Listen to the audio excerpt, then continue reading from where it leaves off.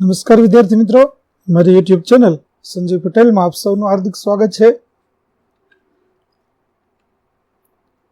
મિત્રો, આજના વિડીયોની અંદર આપણે ધોરણ 3 વિષય છે કલસોર ગુજરાતી, જેનો પાઠ 10મો, જેનું નામ છે ચાલો સૌને રમત મુબારક. આ પાઠના ભાગ 2 ની અંદર આજે આપણે પાઠ સમજૂતી અને તેના પ્રશ્ન જવાબો વિશે શીખવાના છીએ. વિદ્યાર્થી મિત્રો, જો તમે મારી ચેનલમાં નવા હોય તો મારી ચેનલને જરૂરથી સબસ્ક્રાઇબ કરો. વિડીયો સારો લાગે તો લાઇક કરો, શેર કરો અને બેલ નોટિફિકેશન ઓન કરો, જેથી મારા આગળના નવા વિડીયો પણ આપને મળતા રહે.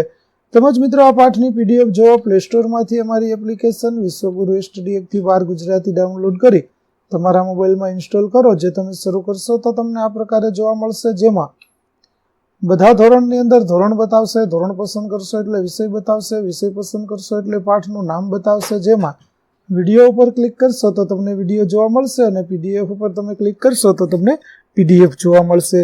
તો આશા રાખો અમારી એપ્લિકેશન આપ સૌને ગમશે. જરૂર ડાઉનલોડ કરજો, જે એકદમ ફ્રી છે. તો ચાલો મિત્રો, હવે શરૂ કરીએ પાઠ 10મો, ભાગ 2. વાંચો. ચાલો વાંચીએ. બિલે નામનો એક છોકરો એ એટલો બધો તોફાની કે એના તોફાનથી એના મા બાપ તો તોબા પોકારી ઉઠે. તમારી જેમ જ એ પણ બહુ રમતિયાળ હતો. ભાઈબંધો સાથે ચોર સિપાહીની રમત ખૂબ રમતો. કહેવાય છે કે એને ક્રિકેટની રમત પણ બહુ ગમતી. તો વિદ્યાર્થી મિત્રો, બિલે નામનો એક છોકરો છે તે તોફાન કરવામાં તો ખૂબ જ તોફાની હતો અને તેના મા બાપ છે તે પણ તેનાથી તોબા પોકારી ગયા, એટલે કે કંટાળી ગયા હતા. કેમ કે દરરોજ નવા નવા તોફાનો કરે, પણ તે રમતિયાળ પણ એટલો જ હતો. તેને ભાઈબંધો સાથે ચોર સિપાઈ અને ક્રિકેટ રમવાની ખૂબ મજા આવતી હતી. આ સિવાય તો કે બિલ્લીને પશુ પંખી પણ એટલા જ ગમે. એ તો એના મકાન પાછળની વાડીમાં બેઠો બેઠો મોર, કબૂતર, કાકા કૌવા અને ચકલી સાથે વાતો કરે. વાંદરા, બકરા, ગાય અને ઘોડા સાથે દોડાદોડી કરે. એકવાર કોઈકે એને પૂછ્યું કે બિલ્લુ, મોટો થઈને શું બનવાનો? તો બિલ્લુ કહે, હું તો ઘોડાનો રખેવાળ બનીશ. આવી રીતે બિલે છે તેને તો વાડીમાં બેસવાની ને ફરવાની મજા આવે. વાડીએ જઈ ને પક્ષીઓ જુએ, મોર ને કબૂતર ને ચકલી ને કાકા કૌવા ને આવા બધા પક્ષીઓ સાથે વાતો કરે અને વાંદરા ને બકરા ને ગાય ને ઘોડા ને એ બધાની સાથે દોડાદોડી કરે. કોઈ એને પૂછે કે તું મોટો થઈને શું કરીશ? તો તે કહેતો, હું તો ઘોડાનો રખેવાળ બનીશ. જુઓ, અહીં બિલે છે તે બગીચાની અંદર રમતો હોય તેવું આપણને જોવા મળી રહ્યું છે. ચાલો આગળ જઈએ. બિલે તોફાન મસ્તી તો કરતો જ, પણ સાથે સાથે કસરત પણ ખૂબ કરતો. મુક્કાબાજી એની ગમતી રમત કસરત હતી. આપણો આ બિલે ભજનો ગાવામાં તો ઘણીવાર એવો ખોવાઈ જાય કે એની આજુબાજુ કોણ છે ને પોતે ક્યાં છે એ પણ ભૂલી જાય. એટલે માત્ર તોફાન મસ્તી કરવામાં જ નહીં, પણ બિલે છે તે બીજા કામોમાં પણ હોશિયાર હતો. મુક્કાબાજી પણ તેને ખૂબ ગમતી હતી. સાથે સાથે ભજન ગાવામાં તે એટલો તલ્લીન થઈ જતો કે આજુબાજુમાં કોણ છે તે પણ તેને ભૂલાઈ જતું. એ તો બધી જ બાબતોમાં હોશિયાર. તે નવી નવી રમતો પણ બનાવતો અને તેના દોસ્તોને રમાડે. એકવાર તેણે મિત્રોને નવી રમત શીખવાડી. એટલે બધી બાબતોમાં હોશિયાર હતો. એક વખત એના મિત્રોને રમત શીખવાડે છે. કેવી રમત હતી? તો તેણે કહ્યું કે બધા આંખો બંધ કરીને બેસી જાઓ, કોઈ કશું જ બોલશે નહીં. જોઈએ કોણ સૌથી વધુ વાર સુધી આ રીતે બેસી શકે છે. બધા તો બેસી જ ગયા. થોડી જ વારમાં કેટલાકે એક આંખ ખોલીને પાછી બંધ કરી દીધી. કેટલાકે આંખો પર 2 હાથ મૂકી આંગળીઓની વચ્ચેથી બધાને જોઈ લીધા.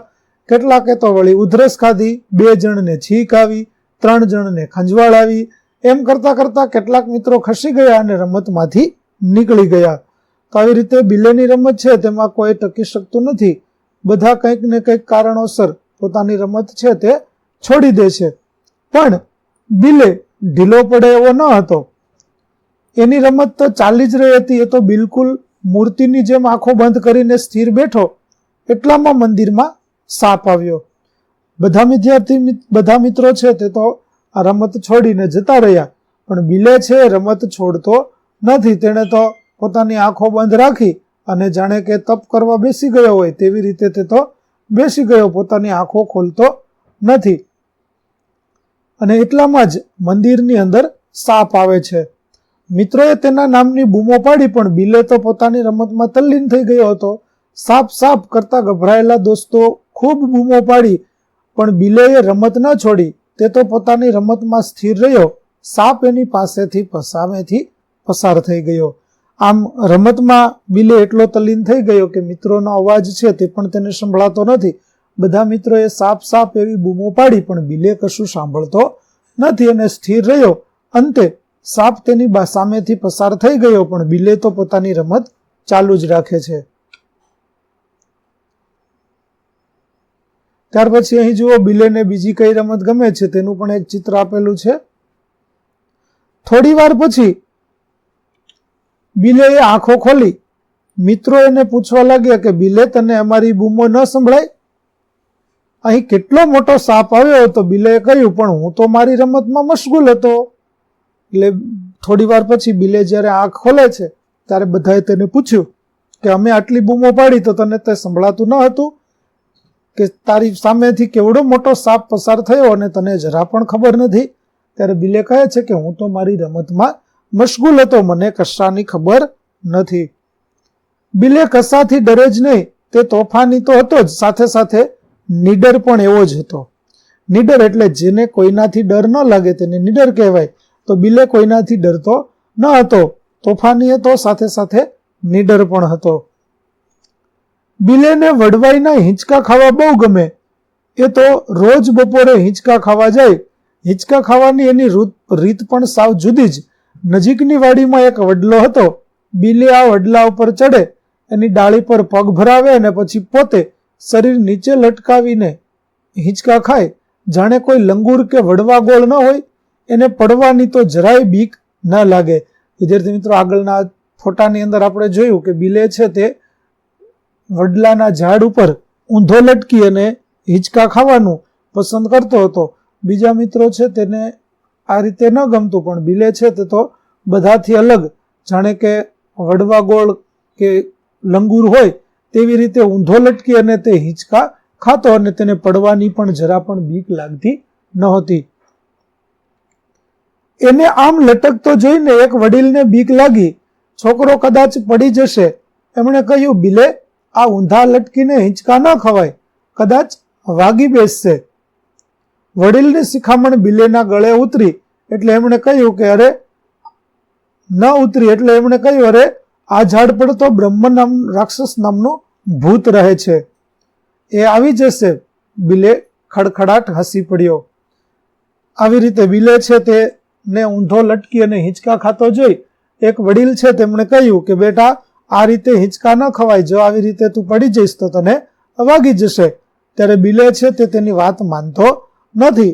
તેથી તેઓ તેને ડરાવવાનો પ્રયત્ન કરે છે અને તેને કહે છે કે આ ઝાડ ઉપર તો બ્રહ્મન રાક્ષસ નામનું ભૂત રહે છે, એ આવી જશે. આટલું સાંભળી અને બિલે ખડખડાટ હસી પડ્યો. એણે કહ્યું, ભૂત આવશે તો હું એને પણ મારા ભેગો હિંચકા ખવડાવીશ. વડીલ તો આંખો ફાડીને એને જોઈ જ રહ્યા. આપણો બિલે તો વડલાની ડાળે ટાંટિયા લટકાવીને મોજથી હિંચકતો રહ્યો. આવી રીતે બિલે છે તેને હિંચકા ખાવામાં જરા પણ ડર લાગતો નથી અને તે તો હિંચકતો જ રહે છે. આ બિલેનું સાચું નામ હતું નરેન્દ્ર. આપણે સૌ તેમને સ્વામી વિવેકાનંદ તરીકે ઓળખીએ છીએ. વિદ્યાર્થી મિત્રો, નાનપણની અંદર સ્વામી વિવેકાનંદ છે તેણે આવા સાહસિક કામો કરેલા જે આપણને અહીં પાઠ દ્વારા રજૂ કરવામાં આવ્યા છે. મોટા થઈ અને આ બિલે નામનો છોકરો છે તે સાહસિક બની ગયો અને એક નરેન્દ્ર સ્વામી વિવેકાનંદ તરીકે પ્રસિદ્ધ થાય છે. ચાલો હવે આગળ જોઈએ. પ્રશ્ન 1. આ વાર્તામાંથી બિલેની કઈ રમત તમને સૌથી વધુ ગમી? તો આ વાર્તામાંથી મને બિલેની હિંચકા ખાવાની રમત સૌથી વધારે ગમી. બીજું, તમારું બીજું નામ શું છે? ઘરમાં તમને કયા નામથી બોલાવે છે? તો મારું બીજું નામ મોલી છે. ઘરના બધા મને મોલી કહીને બોલાવે છે. ત્યાર પછી, ઘરે તમે એકલા એકલા રમો છો કે કોઈની સાથે? તો હું મારા પડોશમાં રહેતી સેજલ સાથે રમું છું.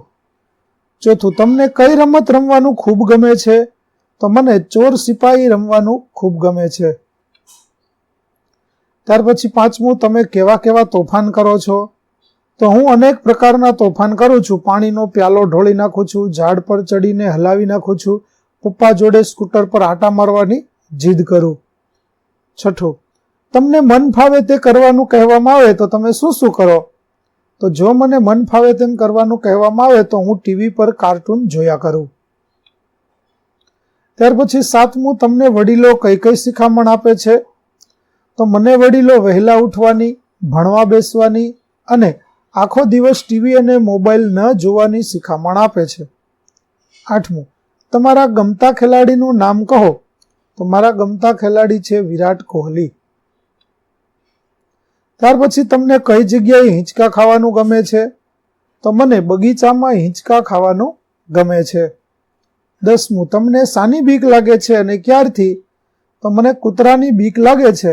હું એકવાર એકલી આવતી હતી ત્યારે કૂતરું મારી પાછળ દોડ્યું અને ભસ્યું ત્યારથી. ત્યાર પછી યોગ્ય વાક્યની સામે ખરાની નિશાની કરો.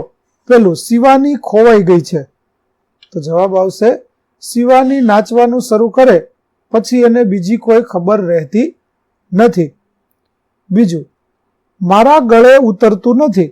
તો તેનો અર્થ આવતો હોય તેવું વાક્ય થશે, બધા મને કહે છે કે પરીક્ષા વખતે ખૂબ વાંચું. હું આ વાત માનતો નથી. વાંચવાનું તો આખું વર્ષ હોય ને. ત્યાર પછી નીડર. તો નીડર શબ્દ આવતો હોય જેનો સાચો અર્થ થતો હોય તેવું વાક્ય, નીડર વ્યક્તિએ અંધારાની અજાણ્યાની બીક ન લાગે. ચોથું, આદત.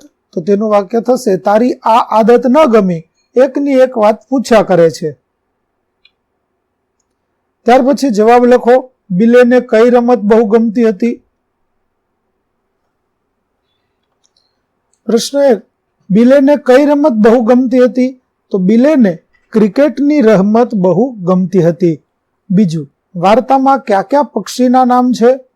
તો વાર્તામાં મોર, ચકલી અને કાકા કૌવા વગેરે પક્ષીના નામ છે. ત્રીજું, તમને ગમતા ભજનની એક પંક્તિ લખો. તો મને ગમતા ભજનની પંક્તિ છે, વૈષ્ણવજન તો તેને રે કહીએ જે પીડ પરાઈ જાણે રે. ચોથું, ધ્યાનની રમતમાં કયા છોકરાની રમત તમને વધુ ગમી? તો ધ્યાનની રમતમાં અમને બિલેની રમત સૌથી વધુ ગમી. પાંચમું, બિલેએ કેમ રમત ન છોડી? તો બિલે પોતાની રમતમાં મશગુલ હતો, આથી તેણે રમત ન છોડી. છઠ્ઠું, ભૂતનું નામ શું હતું? તો ભૂતનું નામ બ્રહ્મ રાક્ષસ હતું. ત્યાર પછી પ્રશ્ન, વાક્ય સાચું હોય તો 1 તાળી પાડો અને ખોટું હોય તો 2 તાળી પાડો અને ચોરસમાં ખોટું અથવા ખરાની નિશાની કરો. પેલું, બિલે ખૂબ જ બેસુરું ગાતો હતો. ખોટું. બીજું, બિલેને ગરબા ગાવાની આદત હતી. ખોટું. ત્રીજું, બિલેને હાથી ખૂબ ગમતા. ખોટું. ચોથું, બિલેને અંધારાની બીક લાગતી હતી. ખોટું. પાંચમું, બિલે એટલે સ્વામી વિવેકાનંદ. ખરું.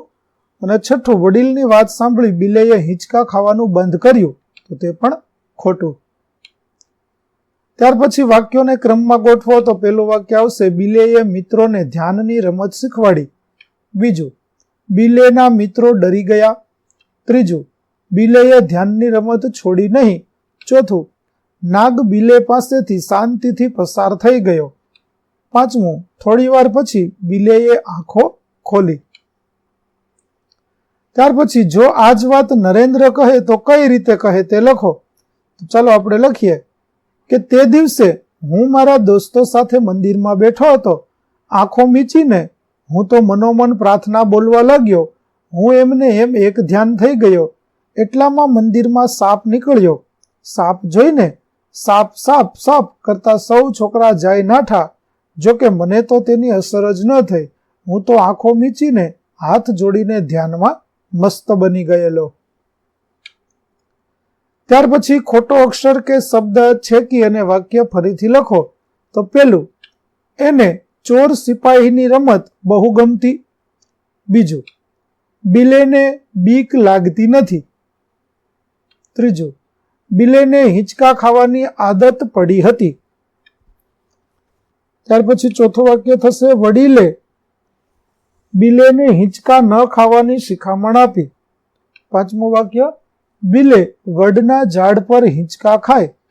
છઠ્ઠું, હું મોટો થઈને ઘોડાનો રખેવાળ બનીશ. ત્યાર પછી નીચેના વાક્યો વાંચી કૌંસમાંથી લાગુ પડતા વિધાનો ખાલી જગ્યામાં લખો. પેલું, લતાએ મારા હાથમાંથી પેન્સિલ ઝૂંટવી લીધી, મને ગુસ્સો આવ્યો.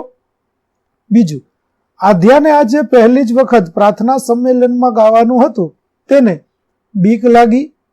ત્રીજું, હરેશ રાત્રે અંધારામાં એકલો ધાબા પર ગયો, અચાનક તેના ખભા પર ગરોળી પડી, તેને ડર લાગ્યો. ચોથું, વિશ્વાને તેના પપ્પાએ વાર્તાનું પુસ્તક ખરીદી આપ્યું, તે ખૂબ ખુશ થઈ. પાંચમું, સલોની તેની બહેનપણીઓ સાથે બગીચામાં રમવા ગઈ, તેને મજા આવી. તો વિદ્યાર્થી મિત્રો, અહીં આપણે પાઠ 10 નો ભાગ 2 છે તે પૂરો કરીએ છીએ. આગળના પાઠનો વિડીયો મેળવવા માટે મારી ચેનલને જરૂરથી સબસ્ક્રાઇબ કરો, તેમજ પીડીએફ જોવા પ્લે સ્ટોરમાંથી અમારી એપ્લિકેશન વિશ્વગુરુ STD 1 થી 12 ગુજરાતી ડાઉનલોડ કરો. ફરી મળીશું આપણે નવા વિડીયો સાથે. ત્યાં સુધી આવજો.